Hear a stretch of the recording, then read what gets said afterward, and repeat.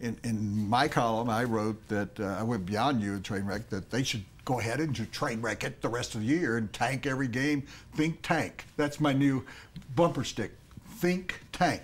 Do you agree? Disagree? You think that's ridiculous? What's your honest opinion? There's no point in winning games anymore. There's none. They're not playing for anything. They're not catching the 8th seed. They could go on a tremendous tear, and they're still going to come up short. So then it's, what do you need most on this team? Beyond everything else, what do you need? You need an impact player.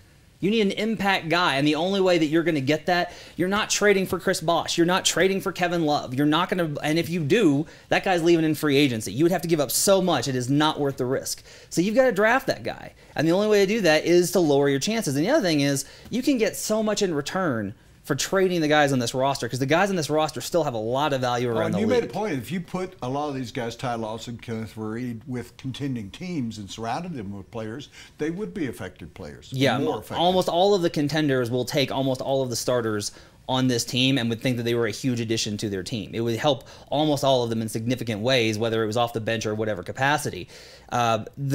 You know, and you can say, like, what's the real value in tanking? It's almost like there's no harm in it.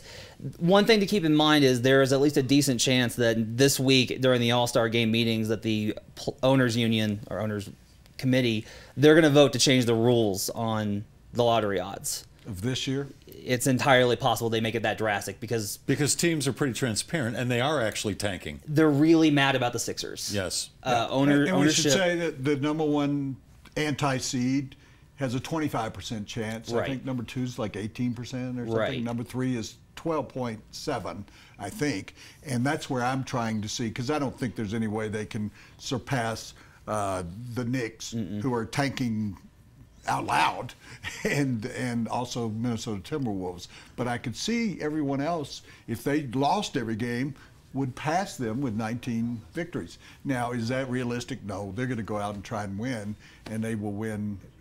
I pointed out they'll win half of their home games the rest of the year, which would be about 8, I guess. And now with the Clippers out, you wonder, and we'll talk about that during the show, without Blake Griffin, how effective they are.